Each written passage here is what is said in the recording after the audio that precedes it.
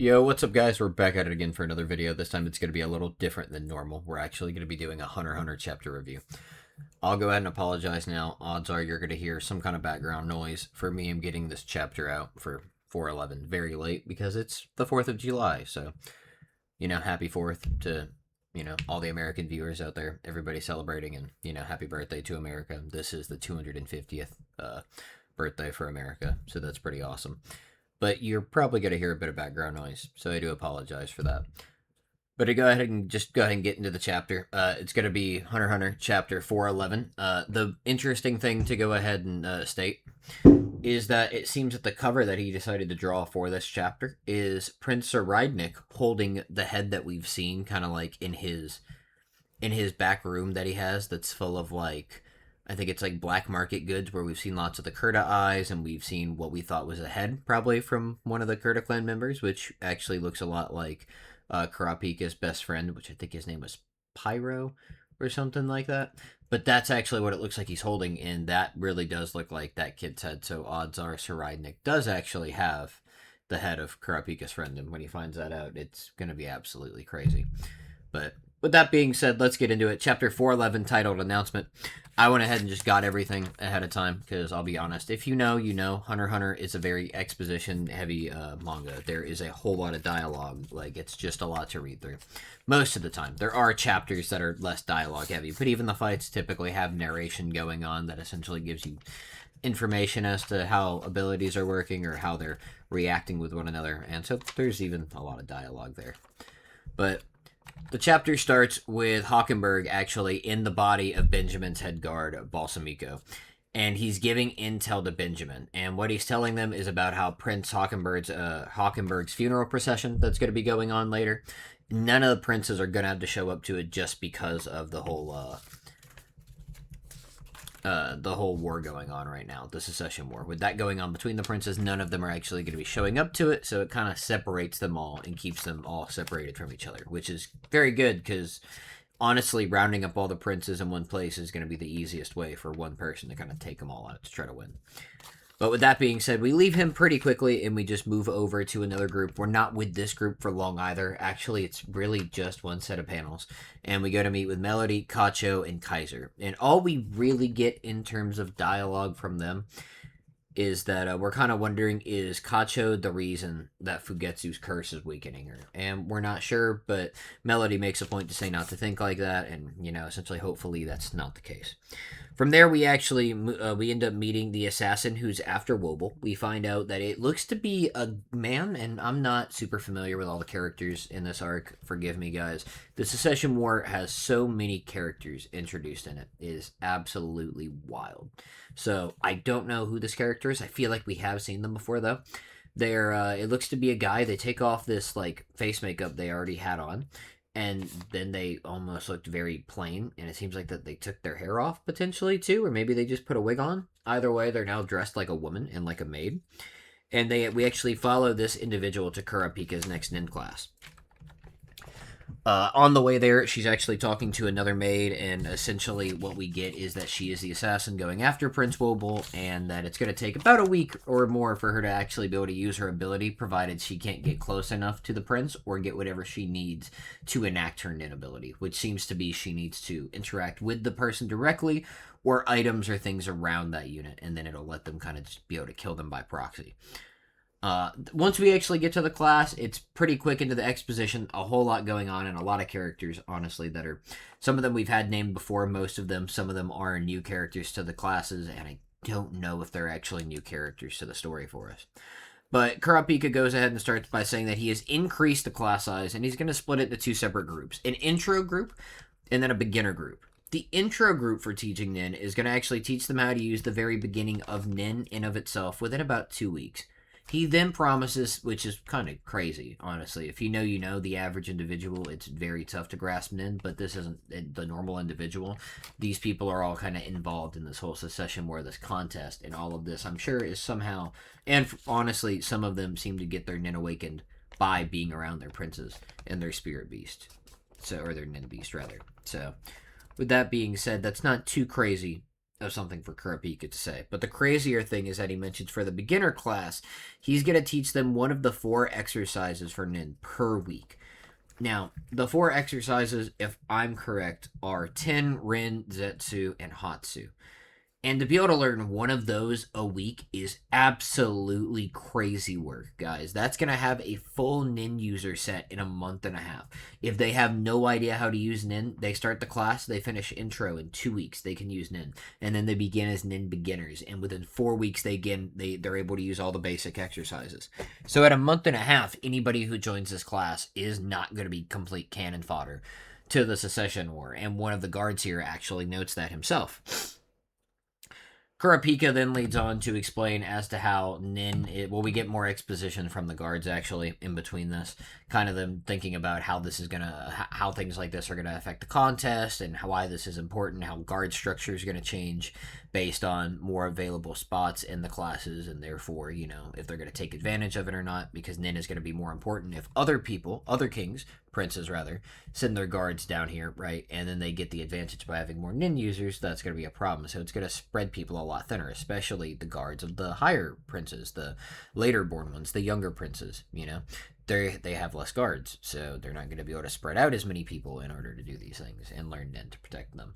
But Kurapika then goes on to explain how Nin is going to actually affect the Secession War in of itself, and how it's going to play a very major role in what's going on right now on the Black Whale. So he explains essentially the Secession War, and he explains this to everybody, and it's what we've all kind of already come to the conclusion of understanding with the Cedar and how it works. And we already know, Nin, that the Secession War is really just a ritual that the family does in order to create more power for the successor, or the future king of Kaki. So due to the vows and limitations, which we already know is very crucial to powerful Nin abilities and developing just your Nin in general, having vows and limitations is what gives you more powerful powers. That's actually how Kurapika became so powerful so quickly, is that he put so many vows and limitations on himself and his Nin techniques.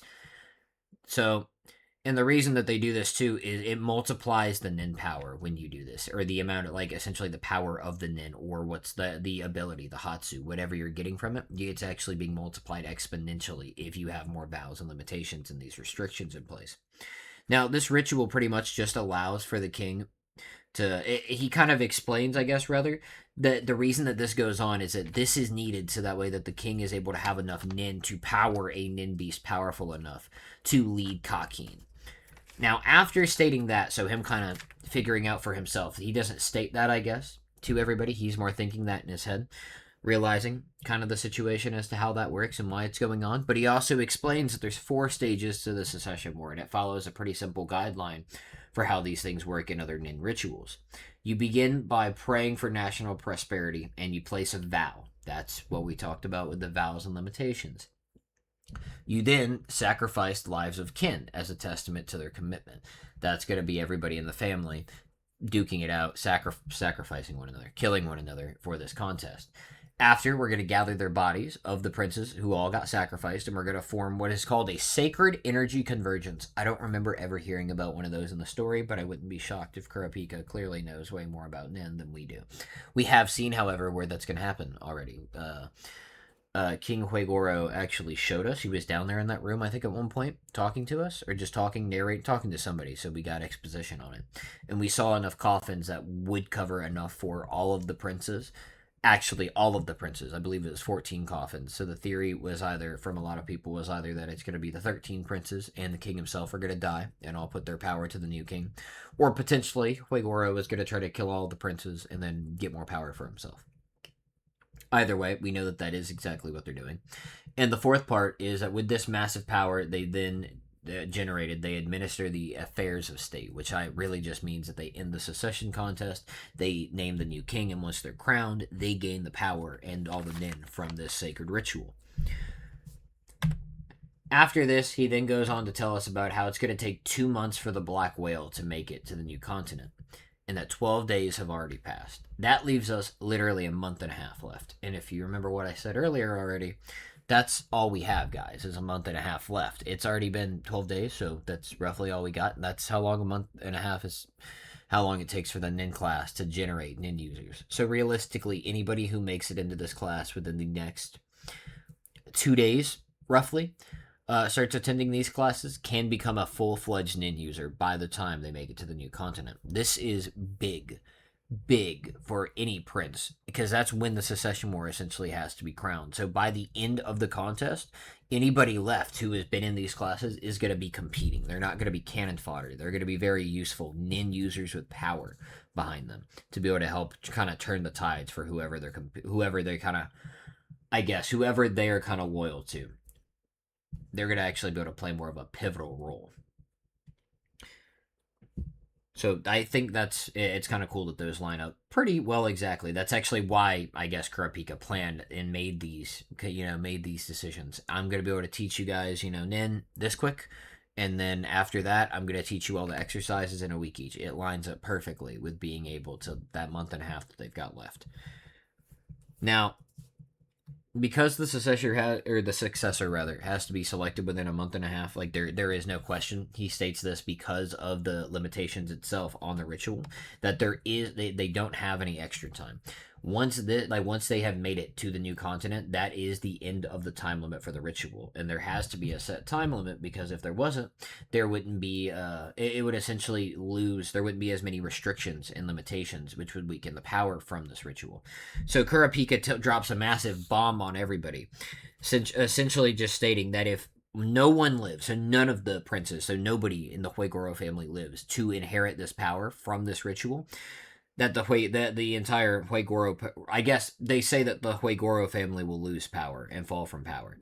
But if all the princes already die, and including the king, I kind of feel like that would happen already. But he states that it's more or less because of the ritual itself that this would happen. But he then also says that essentially, if more than one prince lives, which also does not meet the proper conditions that we've set for how the contest works, then there's a problem, because then it doesn't get completed. And if it doesn't get completed on time, the same thing is going to happen, where the Huigoro family is going to lose power in whatever way that means. It's probably with the way that they show it in the panel, there's a skull behind it with the sands in an hourglass dropping down, kind of representing that that odds are it's not death that's going to befall them, but rather, and Kurapika kind of states directly that they're not going to be killed if this doesn't happen, like the whole Huigoro line, but rather because they're going to get punished, is essentially the way Emor makes it sound. There's a punishment for this, something greater that's going to happen than them just being killed, because that would be an absolute. There wouldn't be limitations then on this contest if everybody had to die. If everybody wasn't killed by this time frame, everybody dies, it wouldn't really have a limitation, is kind of how he states it. So he explains essentially that this has a set time limit that we already knew, but he roughly figures out how long it's going to be, and that if things are not decided by that time, the Huigoro family and Kakin itself is just going to essentially just be absolutely destroyed. Which we kind of probably could have figured out ourselves, but it is really cool that he's figured it out, and he explains it, and he drops this massive bomb on everybody. But he then ends the chapter by just telling us that Wobble is apparently not eligible for the secession battle. And he doesn't tell us why, but that's all he leaves us with, is that a crucial announcement. Wobble is not eligible. I'd love for him to explain to us why. I'm very curious to see. But it being Kurapika, you'd think he knows more than we know. But it seems that the queen is actually in there with princess, I guess. Prince is the gender neutral name that they use for everybody. But Prince Wobble's mother, the queen, is in there, and she seems like shocked, like her eyes open wide when he says that. And it's probably because that was a secret that she was trying to keep, maybe, or it's just that shocking to her, I guess, potentially, that she believes, or that maybe Wobble won't have to compete. I'm more on the side that she's probably planning something, or had some type of plan going on, and that's why she's already tricked Kurapika into working with her. And so if that's the case, then odds are, the fact that Kurapika realized this has now shocked her, because it kind of foils some of her scheming. But that being said, that's really it. I know there's a whole lot more that can kind of be probably, speculated on from this chapter, but that's really all I have initially. So I'm going to go ahead and get this up and out. That way I can get out 412, because 412, I believe, just dropped the other day as well, like a day or so ago. So I'm going to get out 412 right after this video, probably a day later. So I hope you guys enjoyed. If you did and you want to see more Hunter x Hunter stuff, I do have a couple other Hunter x Hunter videos on the channel. So feel free to go ahead and take a look at those. Go ahead and like the video. Comment down below. Let me know if you like this style of review rather than reactions, and if you want me to keep doing Hunter x Hunter style stuff. And if you haven't already, subscribe to the channel. It really does give me a lot of support. So I appreciate it, guys. Hope everybody has a good night. Once again, happy 4th of July and happy birthday to America. Later, guys. Bye.